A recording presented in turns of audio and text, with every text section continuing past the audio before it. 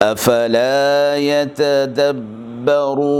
القرآن ام على قلوب اقفالها، تو کیا یہ لوگ قرآن میں غور نہیں کرتے یا دلوں پر قفل لگ رہے ہیں؟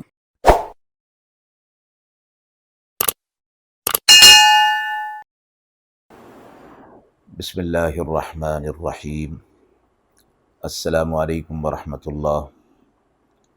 ناظرین کرام، قرآن مجید کے پاروں کے خلاصے کے اس پروگرام میں آج آپ کے سامنے پارہ نمبر 21 کا خلاصہ پیش ہے۔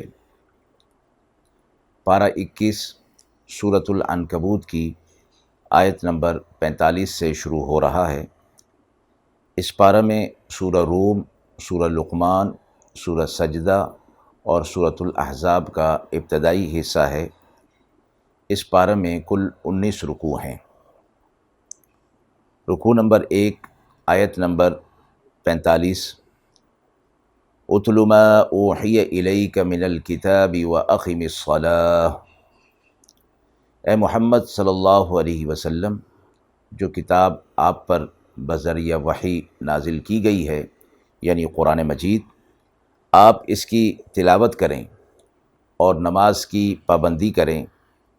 بے شک نماز بے حیائی اور برائی کے کاموں سے روکتی ہے، اور اللہ کا ذکر بہت بڑا ہے۔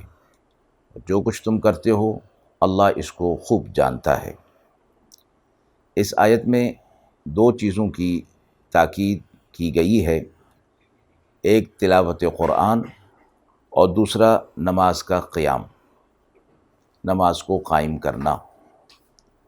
اس کا حکم آپ صلی اللہ علیہ وسلم کو دیا گیا اور آپ صلی اللہ علیہ وسلم کے ذریعے سے امت کو بھی دیا گیا، اور یہ فرمایا کہ ان الصلاۃ تنہی عن الفحشاء والمنکر، نماز بے حیائی اور برائی کے کاموں سے روک دیتی ہے۔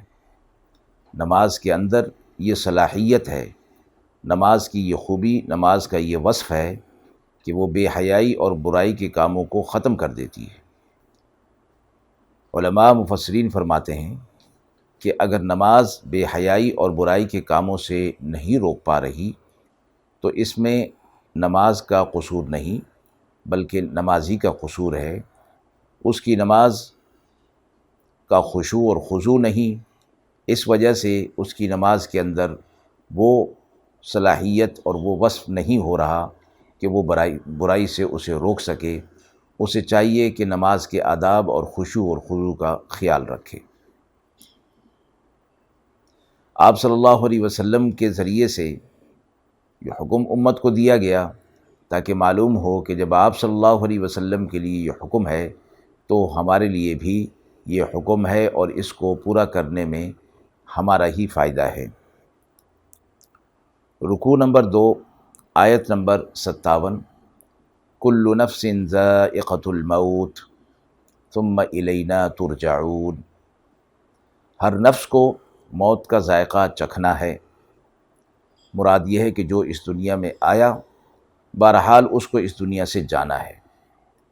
انسان کا جسم اور روح سے مرکب ہے، مجموعہ ہے۔ جب اس جسم سے روح جدا ہوگی تو اس کی مشقت اور تکلیف ایک طبعی امر ہے۔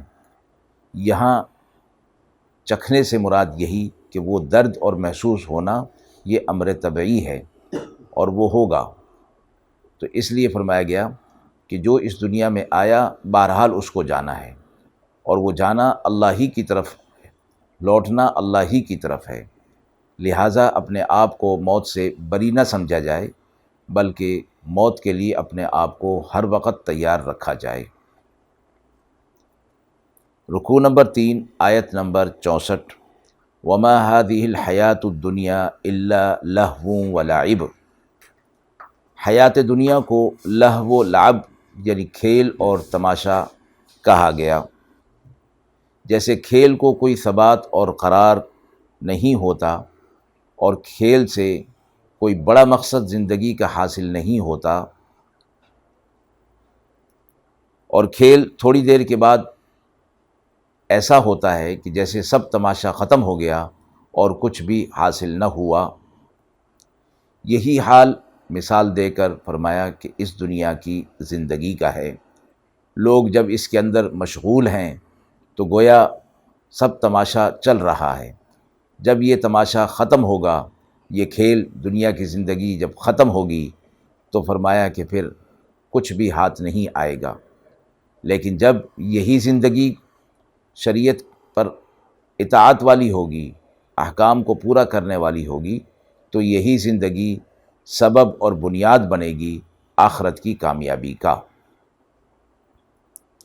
آیت نمبر 69، والذین جاہدوا فینا لنہدینہم سبلنا، اور جو لوگ ہمارے راستے میں محنت اور کوشش کرتے ہیں ہم ان کے لیے راستہ آسان کر دیتے ہیں۔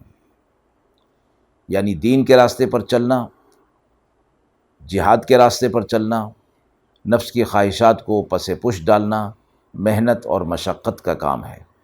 اس محنت اور مشقت پر جو آ جاتے ہیں تو پھر اللہ ان کے لیے راستے کو آسان کر دیتا ہے، وہ پھر راستہ ان کے لیے مشکل نہیں رہتا۔ لیکن جو اس راستے پر آنے سے پہلے مشقتوں کے لیے اپنے آپ کو تیار نہیں کرتے تو پھر یہ راستہ بھی ان کے لیے آسان نہیں ہوتا۔ سورہ روم اس کے بعد شروع ہوتی ہے جو کہ مکی صورت ہے۔ سورہ روم کی ابتدائی آیات میں اہل ایمان کو بشارت دی گئی اور پیشین گوئی کی گئی کہ وہ چند سالوں میں روم اور فارس پر غالب آ جائیں گے، اور قرآن مجید کی یہ پیشین گوئی اور بشارت اہل ایمان کے حق میں پوری ہوئی۔ رکوع نمبر 4، آیت نمبر 7، یعلمون ظاہرا من الحیات الدنیا، یہ کافر لوگ دنیا کی زندگی کے ایک پہلو سے اچھی طرح واقف ہیں۔ یعنی پہلا پہلو کہ دنیا کی زندگی کو گزارنا کس طرح ہے، دنیا کو چلانا کس طرح ہے، دنیا کے مال و متاع کو حاصل کس طرح کرنا ہے، کاروبار ہے اور دنیا کے دوسرے معاملات ہیں، یہ ان کو بہت اچھی طرح جانتے ہیں۔ اور دوسرا جزو اس کا کہ دنیا کا قیام چند روزہ ہے، دنیا کا قیام مسافرانہ طرز کا ہے، اور دنیا کا قیام در حقیقت آخرت کی تیاری کے لیے ہے۔ اس پہلو سے یہ غافل ہیں۔ یہاں مراد کفار ہیں کہ وہ آخرت پر یقین ہی نہیں رکھتے، اس لیے اس کی طرف سے غافل ہو گئے۔ البتہ یہ دنیا کے معاملات میں بڑے تیز ہیں۔ فرمایا گیا کہ دنیا کے فنون و معاش اگر آخرت کے غفلت کے ساتھ حاصل ہو جائیں تو یہ کوئی عقل مندی کا سودا نہیں، فائدے کا سودا نہیں ہے۔ رکوع نمبر 5، آیت نمبر 17-18، فَسُبْحَانَ اللَّهِ حِینَ تُمْسُونَ وَحِینَ تُصْبِحُونَ، یعنی جب شام اور صبح کا وقت آئے تو تم اللہ کی تسبیح بیان کیا کرو۔ زمین و آسمان میں، کائنات میں صرف اللہ کی ذات ایسی ہے کہ جو حمد و ثنا کا استحقاق رکھتی ہے۔ حضرت ابن عباس رضی اللہ تعالی عنہ نے فرمایا کہ آپ صلی اللہ علیہ وسلم نے فرمایا، جو شخص یہ کلمات صبح کے وقت پڑھ لیتا ہے تو دن بھر میں اس کے جو اعمال کی کوتاہی ہوتی ہے وہ ان کلمات سے پوری کر دی جاتی ہے، اور جو شخص شام کے وقت میں ان کلمات کو پڑھ لیتا ہے تو رات کے اعمال کی جو کوتاہی ہوتی ہے وہ ان کلمات سے اس کے پوری کر دی جاتی ہے۔ حضرت ابراہیم علیہ السلام یہ کلمات صبح و شام پڑھا کرتے تھے۔ رکوع نمبر 6، آیت نمبر 27، وَهُوَ الَّذِي يَبْدَأُ الْخَلْقَ ثُمَّ يُعِيدُ، اللہ کی ذات وہی ہے جس نے تمہیں پہلی بار پیدا کیا اور وہ تمہیں دوبارہ پیدا کرے گا، اور یہ اس کے لیے بہت آسان ہے۔ یعنی کفار آپ صلی اللہ علیہ وسلم سے پوچھا کرتے تھے کہ ہمیں جب ہم مر جائیں گے، مٹی میں مل جائیں گے، تو ہمیں دوبارہ کون پیدا کرے گا اور کیسے کرے گا؟ اس کے جواب میں فرمایا گیا کہ تم دوبارہ پیدا ہونے کی بات کرتے ہو تم یہ دیکھو کہ تمہیں پہلے کس نے پیدا کیا، تمہیں پہلے بھی اللہ ہی نے پیدا کیا ہے۔ جب ایک بار پیدا کر دیا تو دوسری بار بھی وہی پیدا کرے گا، اور اسے یہ پیدا کرنا کچھ بھی مشکل نہیں۔ وہ زبردست ہے، حکمت والا ہے، خلاق ہے، علیم ہے۔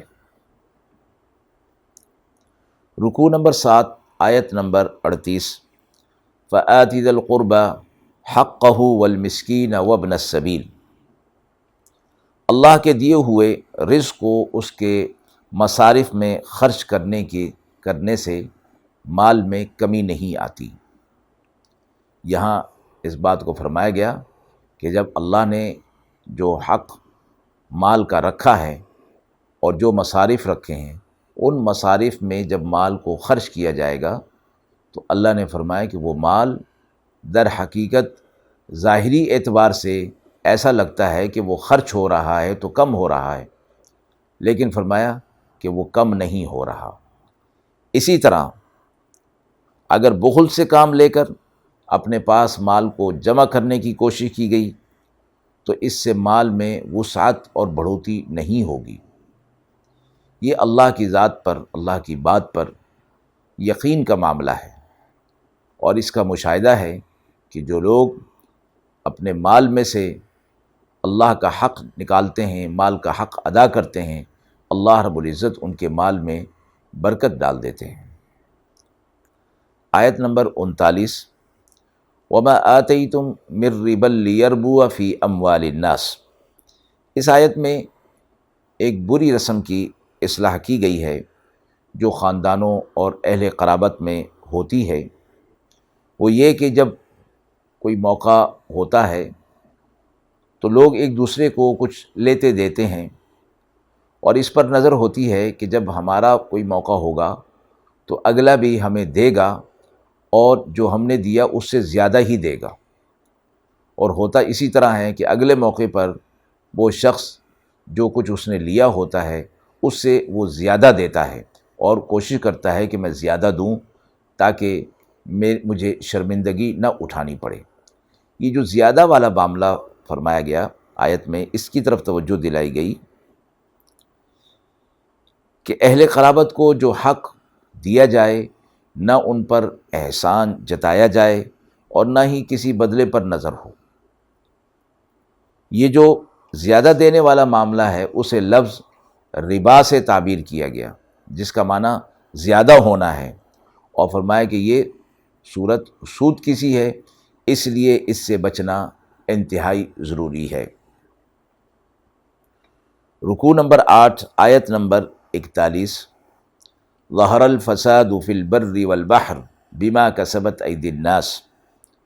خشکی اور تری میں جو فساد آتا ہے، جو فساد برپا ہو جاتا ہے، وہ لوگوں کے اعمال بد کی وجہ سے ہوتا ہے۔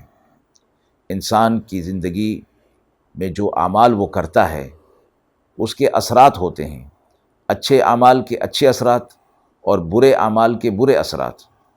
اگرچہ فرمایا کہ وہ برے اثرات اس کے اعمال کی سزا یا جزا نہیں ہوتے، لیکن اللہ رب العزت نے اعمال کے ساتھ دنیا کے معاملات کو بھی رکھا ہے کہ اچھے اعمال کے اثرات زندگی پر ضرور پڑیں گے۔ البتہ اچھے اعمال کی جو مکمل جزا اور مکمل سزا ہے اس کے لیے آخرت رکھی گئی ہے۔ تو دنیا کے اندر بھی فرمایا کہ برے اعمال کی نحوست زندگی کے اندر آتی ہے، اور اچھے اعمال کی بہتری اور اچھے اعمال کے اچھے اثرات انسان کی زندگی میں آتے ہیں۔ یہاں فرمایا جا رہا ہے کہ خشکی اور تری کے اندر جو فساد برپا ہوتا ہے اجتماعی یا انفرادی زندگی کے اندر، وہ لوگوں کے اعمال بد کی وجہ سے ہوتا ہے۔ لوگوں نے برے اعمال کیے ہوتے ہیں، اور پھر اللہ کی طرف سے کس مقصد کے تحت یہ ہوتا ہے؟ لِيُذِيقَهُمْ بَعْضَ الَّذِي عَمِلُوا لَعَلَّهُمْ يَرْجِعُونَ۔ اللہ ان کے برے اعمال کا مزہ انہیں چکھاتا ہے تاکہ انہیں تنبیہ حاصل ہو، اور تنبیہ حاصل ہونے کے بعد وہ لوٹ آئیں۔ علماء نے فرمایا کہ در حقیقت یہ تنبیہ کا ملنا بھی اللہ کی طرف سے فضل اور رحمت کی وجہ سے ہوتا ہے، تاکہ بندے ان گناہوں کو چھوڑ دیں جن کی تنبیہ انہیں کی جا رہی ہے وہ ڈر جائیں، لعلہم یرجعون، تاکہ وہ لوٹ آئیں اور اس راستے پر جو صراط مستقیم ہے، راستے سے یہ ہٹ گئے، بھٹک گئے، اس لیے اللہ رب العزت ان پر تنبیہ کے لیے ان کے برے اعمال کے اثرات ان کے اوپر ڈالتا ہے۔ آیت نمبر 52، فَإِنَّكَ لَا تُسْمِعُ الْمَوْتَى، آپ صلی اللہ علیہ وسلم سے فرمایا گیا کہ آپ ان کفار کو حق کا پیغام پہنچا رہے ہیں، سنا رہے ہیں، دکھا رہے ہیں، لیکن یہ لوگ اس سے منہ موڑے ہوئے ہیں، نہ اس کو دیکھ رہے ہیں نہ اس کو سن رہے ہیں، تو انہوں نے اپنے آپ کو ایسا بنا لیا جیسا کہ مردہ ہوتا ہے، نہ وہ دیکھتا ہے نہ سنتا ہے، تو یہ مردہ ہو چکے ہیں، اب آپ ان کو کتنا ہی سناتے رہیں یہ نہیں سنیں گے۔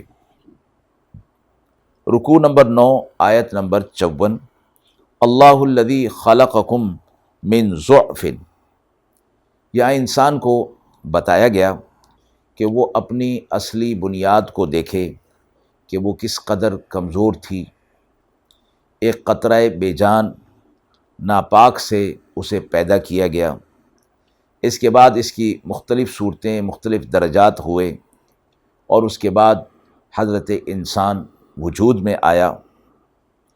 عقل کا تقاضا یہ ہے کہ یہ ساری درجات ابتدا سے انتہا تک اور انسان کے وجود کے تیار ہونے تک اپنے خالق کی اس کاریگری کو دیکھے، اور اپنے ارد گرد اور کائنات میں جو اللہ نے نشانیاں بنائی ہیں ان پر غور اور فکر کرے، تو اسے اللہ کی عظمت، خالق کی عظمت کی پہچان ہوگی، اور اللہ کی عظمت اس کے دل کے اندر آئے گی۔ اسی طرح فرمایا کہ خالق نے اس کو جو تخلیق کیا، پیدا کیا، اس مقصد کو بھی یہ جان لے کہ کس مقصد کے لیے اللہ نے اسے پیدا کیا ہے۔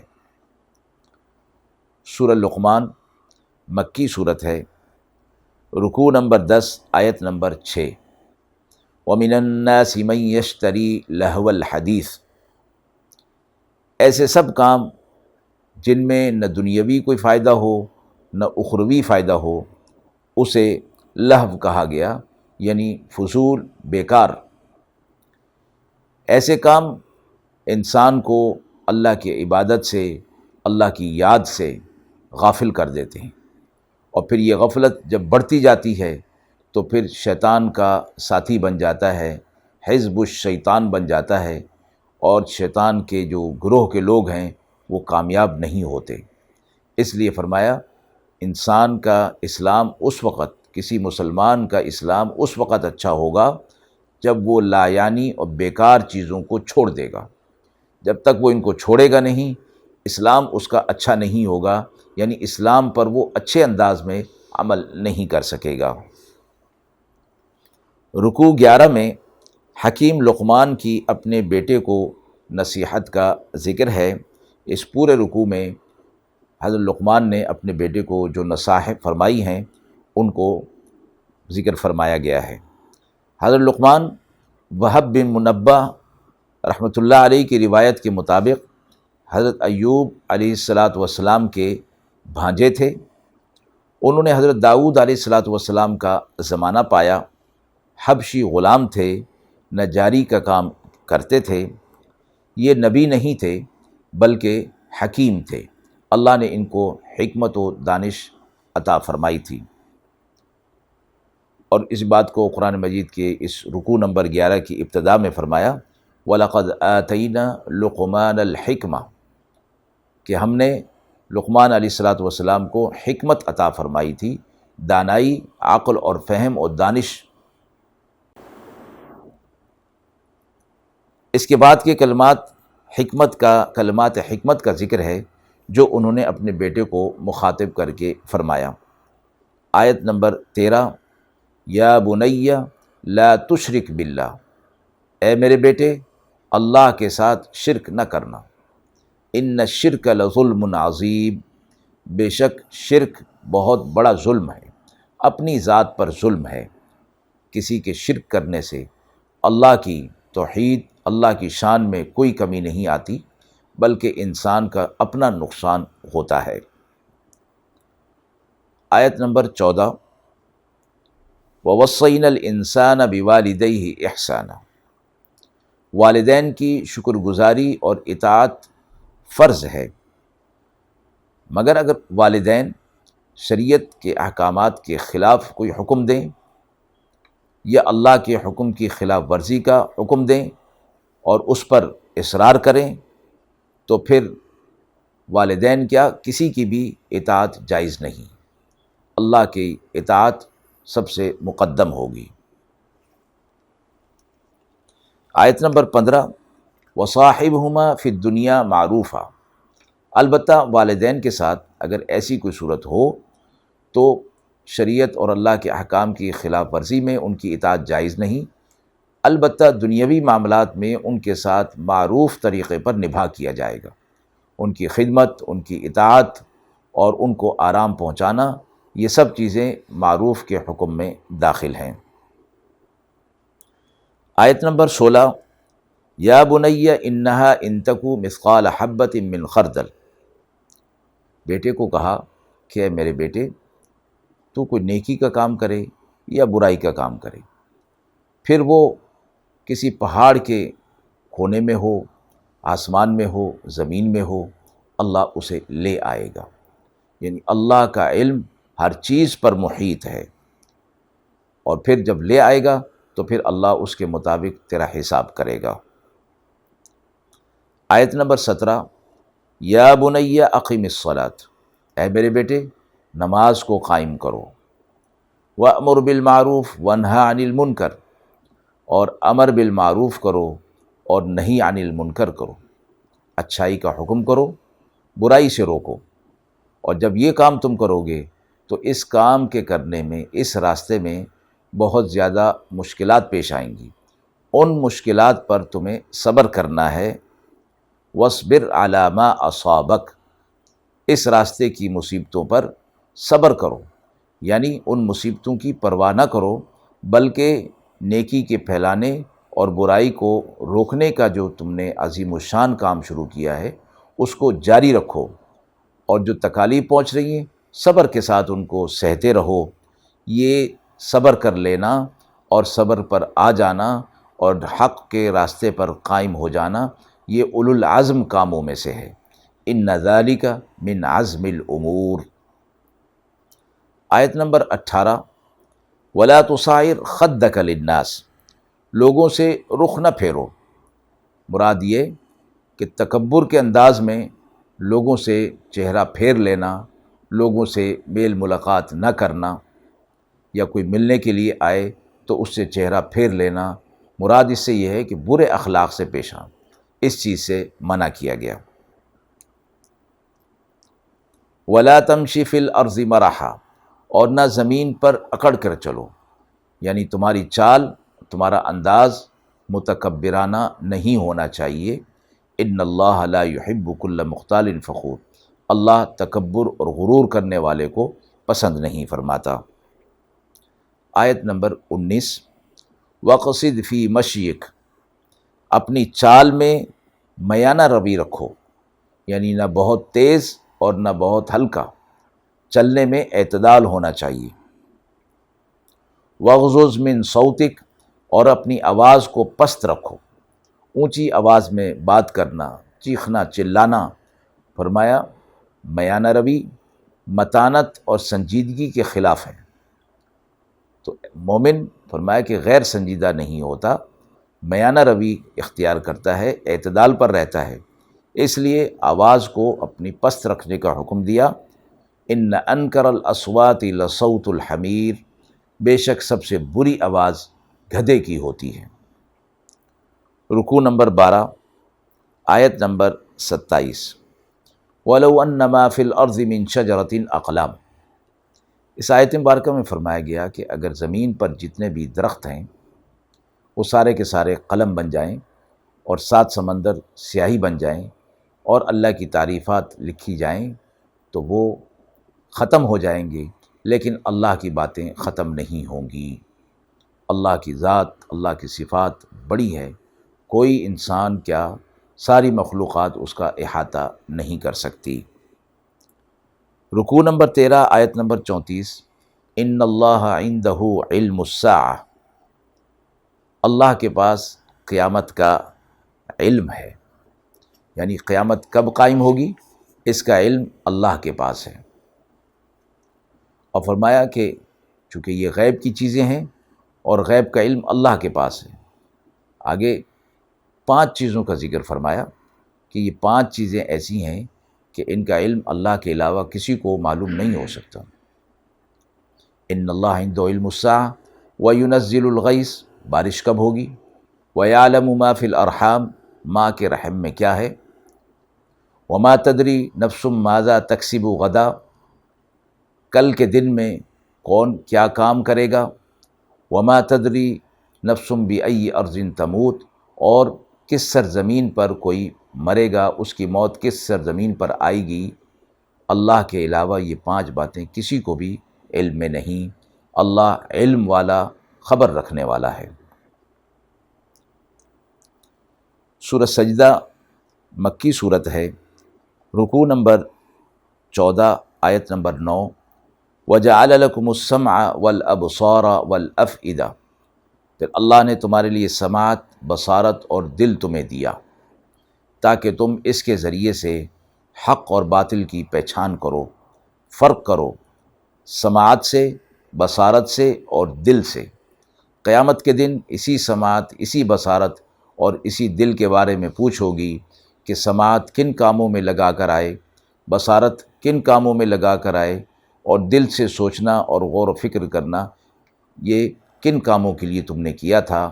اللہ رب العزت ان قوتوں کے بارے میں قیامت کے دن ہر شخص سے مواخذہ فرمائے گا۔ رکوع نمبر 15 آیت نمبر 16، تتجافی جنوبہم عن المضاجع، مومنین مخلصین کی صفات بیان ہو رہی ہیں کہ وہ اپنے پہلوؤں کو بستروں سے الگ رکھتے ہیں۔ مراد قیام اللیل اور تہجد کی نماز ہے کہ رات کو یہ اللہ کے سامنے کھڑے ہوتے ہیں اور اللہ کی حمد و ثنا نماز پڑھتے ہیں کہ یہ وقت جو کہ آرام کا ہوتا ہے، اس لیے اپنے آرام کو چھوڑ دیتے ہیں اور اللہ کے ساتھ ہم کلام ہو جاتے ہیں۔ تو اللہ رب العزت بھی ان کی قدردانی، ان اعمال کی قدردانی فرماتے ہیں، اس لیے آپ صلی اللہ علیہ وسلم نے قیام اللیل اور تہجد کی بہت فضیلت بیان فرمائی ہے۔